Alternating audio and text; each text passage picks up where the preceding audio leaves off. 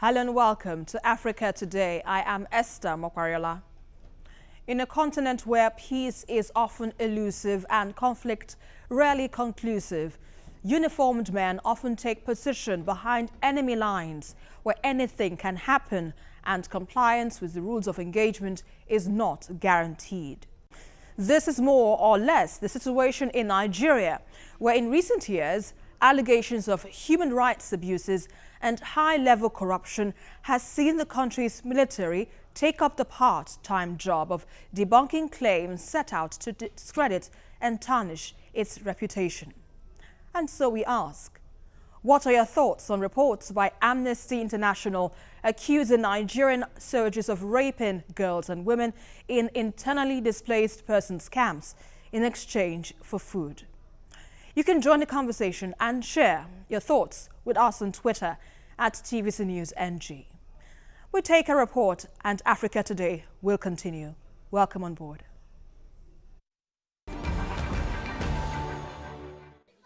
For years, rights groups, aid organizations, and journalists have documented military abuses with little resulting action from the Nigerian armed forces. This time, Amnesty's 89-page report, based on hundreds of interviews, has again accused the military of crimes against humanity, including torture, sexual violence, killing of civilians, and other abuses. The watchdog says the crimes were perpetrated for years and have continued despite the presidential inquiry last year, August, whose findings have not been made public. The report reveals that many of women were held for 6 months to 2 years without charge, some tortured and beaten, and some, along with 32 children, died, adding that many women are being forced to have sex in exchange for food and supplies. You will see a soldier with food in his hands, and he will say, "If you like me, take this food." They would say, "Come with us," and we will think of our children crying for food. If you did accept the food, he will come back to have intercourse with you, and if you refuse, he will use force to rape you. But the Nigerian military, in a statement, has described Amnesty's findings as false. A statement from the presidency also said Amnesty's report lacks credibility. Nigeria has waged a 9-year war against Boko Haram and has fought alongside Cameroon, Chad, and Niger with support from the United States, Great Britain, and France. Welcome back. At the risk of facts getting mixed up in fiction, the back and forth between Amnesty International and the Nigerian military have been a source of controversy in almost a decade. For the second time in less than 6 months, the Human Rights Watchdog have accused the Nigerian military of war crime, torture, negligence, and rape being perpetrated in its quest to defeat Boko Haram insurgents and tackle other security issues around the country. Joining us now from Abuja is the Brigadier General John Agim of Nigeria military spokesperson and the Director of Defense Information. And on Skype, I have Osai Ojigo, Country Director, Amnesty International Nigeria. And in the studio, I have Liberos Oshoma, lawyer and a political analyst. Good to have you all on the program tonight. Now let me begin with you, Osai. This report from Amnesty International, there has been varied reactions with respect to what we heard delivered from your organization. Could you walk us through the process on how Amnesty was able to come by its findings or by its report? Thank you very much. So our methodology is one that we've used in similar reports in the past and all over the world. We conduct interviews with victims, high witnesses, victims' families. We also visit the areas where these incidents have occurred. And in this particular report, we went on 5 missions between 2015 and 2017. and we interviewed over 250 people. Okay, so from this interview, were you able to verify their claims?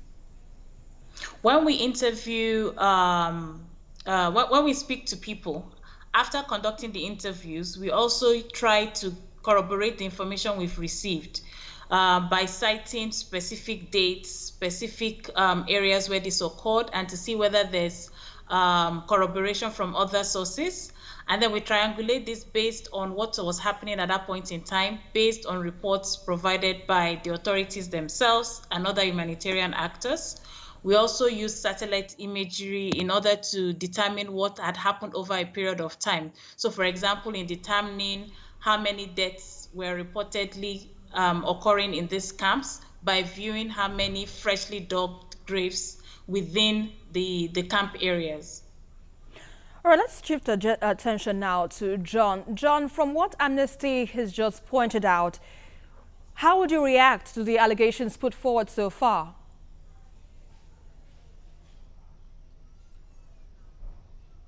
Well,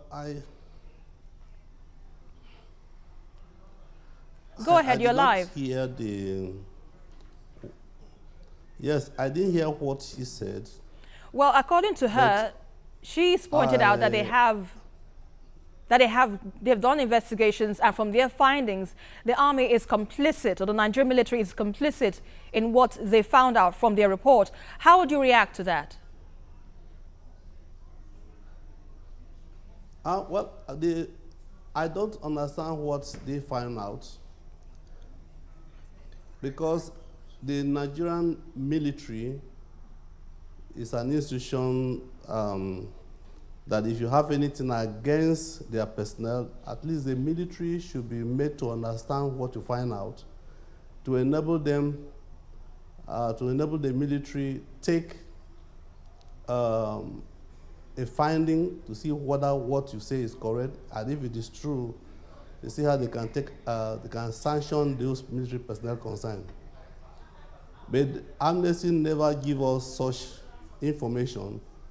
What they are doing is to condemn the whole military. So, Mr. John, are you trying to say that Amnesty International never presented to you a report from its findings accusing the military of raping women and girls in IDP camps? Is that what you're saying? They have never. And if you look at the report they just brought out, is the report of what they have in 2015, 2016. They just repeated the same report. And I'm the defense, the acting director of defense information. I'm seeing the director Amnesty in Nigeria for the first time on this program on television. Now, each time they have reports against the military, they call international press conference and present it to the military, present it to the world. The journalists are the one who normally give me the report of Amnesty International.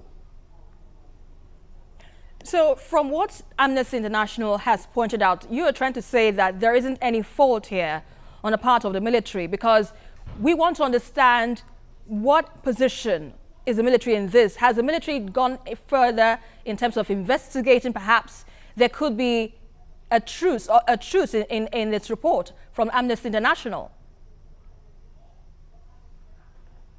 You don't understand what I'm talking about. The military is not saying that there could have been the possibility of one or two of our members who may commit some infractions. But the issue is that Amnesty is not interested in what we are doing to make things right. They just bring out a blanket condemnation. Now, in the report of Amnesty International, they call some IDP camps where they say that the military rape women. The only way the military can take action is if Amnesty International give us the time and date of when this thing happened. It will be easy for the military to find out who we are supposed to be in those areas and call them for questioning. But if you read through the Amnesty report, there's nothing like that. Even the names that they bring out, they will call a name and say not real name. So who actually complained? Osai, what's your reaction to what the military spokesman is saying right now? When we do our interviews, we get the consent of the interviewees to ensure that we can protect them from any reprisal attacks. So in public reports, if they have not agreed for us to name them, we do not do so, especially when you're addressing issues of sexual violence, rape, which is very stigmatized in society. Secondly, in our reports to the Nigerian military, our preliminary findings when we came back from mission and we had concluded the mission on the field, we did write to the authorities, including the Chief of Army Staff, Defense Headquarters, specifically saying these are some of the findings from our research. These are some of the issues that we came across.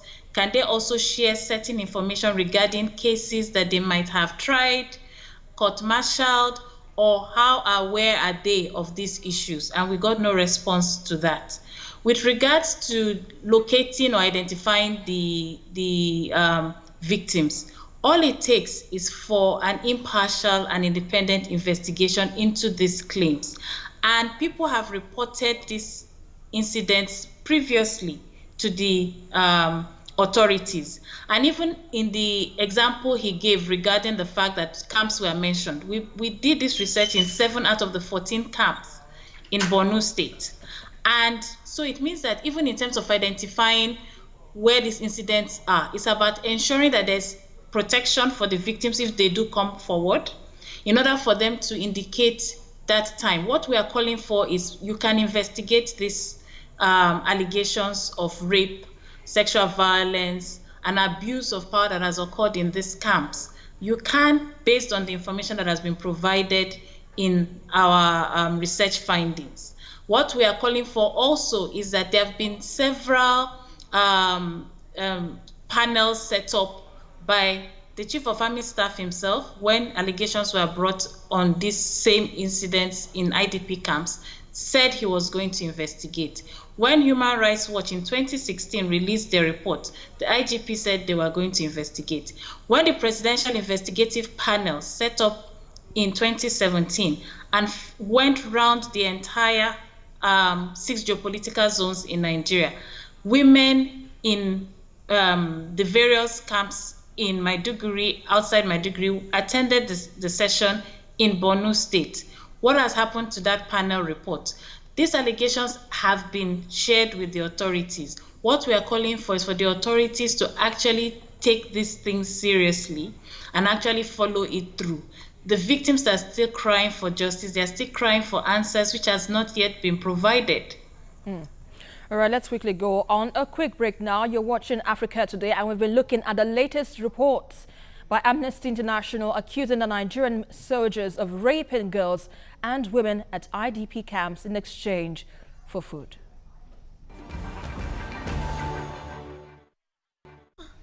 Welcome back. Now, earlier in the year, human rights watchdog Amnesty International alleged that security officials failed to act after being alerted that Boko Haram militants were on their way to Dapchi town, where they eventually abducted 110 schoolgirls. As usual, authorities responded to the accusations, suggesting that the group was being economical with the truth and trying to undermine the country's military institution. Now, liberals, you just heard Osai and John, Agwim of the military responding to the accusations from Amnesty International on the accusations that the military was complicit in raping girls and women in IDP camps. As a lawyer now, looking at this afar off, what should be the right approach in this matter? Thank you. You see, it saddens me when our institutions, including government, at various levels, the allegations like this, the first thing they do is to completely deny the existence of such allegations and even resort to name callings, blackmail, and all of that. What I expected the government, even the army, to do, like Director of Amnesty International has said, why don't you set up an independent, unbiased investigator to also go to these places and collate reports for you. Thank God, Brigadier General admitted that one or two persons, even if it is one person, you set up do you now just close your eyes and fold your arms and say because you know that one or two persons might have done it, and so for that, since nobody is coming to mention names to you, and so for that, you just let it go, and then now completely jettison a report. The report is somebody went out on his own to say, look, these are the reports we got from your camp concerning men who are paid to take care of these people, abusing them. And so, they're not telling you, go on the basis of our report, prosecute. What you can do to corroborate, verify, you also set up an independent investigation to ensure that there's transparency in the process. But when you just dismiss it and your people are dying in droves, people are suffering in silence, people are complaining, but they can't really complain to you because you always dismiss their complaint, then it means that it's not you see, it saddens me because every point we see it from the prism of you want to bring this government down. You want to bring this government down. People are dying, you say, I shouldn't complain. It's like me, a lawyer, a human rights lawyer. People come to complain to me about police harassment, brutality, and the way they are treated. And I put a report together and I send a message to the Nigerian police force to say, these are my findings. What's your opinion on this? Or what do you think? Or are there similar issues in your area? And they keep quiet. And then I publish the report based on the interviews I have with people and the ones I'm able to corroborate. And then the police comes and says, no, you didn't tell us, and you didn't even give us opportunity to defend ourselves. It didn't happen. That has always been the case with issues like this. And it is sad. It is sad because we're talking about the life of Nigerians here. We're talking about people who, out of necessity, found themselves in places where they are. Even the case of hunger. Initially, government also denied the fact that, no, these people are not hungry. But until they started investigating, they discovered, even NGOs, went in to conduct investigation, and that was where it was discovered that people who were actually paid to supply food were not supplying. The government was spending money, but people were siphoning these funds. All right. Now, John, let me quickly come to you now. From what we've just hearing, clearly this is a test on military operations to secure the nation, as it fights the Boko Haram insurgents and, of course, other matter pertaining to security in the country. But what is the army doing to correct this negative perception that it seems to be battling right now? Yes, let me say this. Amnesty International, they have been very strategic in their false reports. Now, I know what the barrister is talking about, because in Nigeria, if the accusation is leveled against anybody, it means you are automatically guilty. You have to prove that you are innocent. Now, in the Northeast, there is a court martial that is established there to try any military personnel that commits any infraction, which means the military is not ready to tolerate anybody who does anything wrong. Now, if you are talking about the IDP camps, the military are not within the management of IDP camps. We have the federal government institution, the National Emergency Management Agency, and the state government. Then we have some NGOs who are within the IDP camps. We have the military in a safe distance to guide some of those IDP camps in case of any attack. When you make any accusation against an institution, you provide information to enable them to do investigation. But from what Amnesty is saying, they provided you information. I'm sorry for interrupting you here. But from what Amnesty is saying, they provided you. No, it is not true. I became the acting director of defense information from the 8th of January 2018. Amnesty International brought out a report against the military in January. They brought out a report against the military in February. They brought out a report against the military in March. And last week they brought out a report against the military. Okay, so from those reports that they brought out, sorry for interrupting you, from those reports that they brought out, were you able to conduct an independent investigation? What is the basis of the investigation I'm talking about? They just want to condemn the decision. If they give us investigation, we punish those people who are involved. And how far have you done with the prosecution of such members? How far have you gone into that? Have you prosecuted anyone found guilty for any of such offenses? There are a lot of people that have been punished for infraction against the civilians in the Northeast. I've told you that there is a court martial that has been established to try anybody who is found guilty of committing any infraction against the citizen in the Northeast. Okay, now let me quickly come to your side. From what the military is saying now, it's clearly between the army and Amnesty, so it's more or less an image, they're trying to, guard against here. So what's your position on this? Because most Nigerians, some Nigerians, find it now hard to believe Amnesty International report. I think the officer needs to also go back and check, especially since he said he started in January 2018, to see how we've constantly communicated through correspondence with the military authorities. Perhaps he hasn't been given those dossiers and those folders.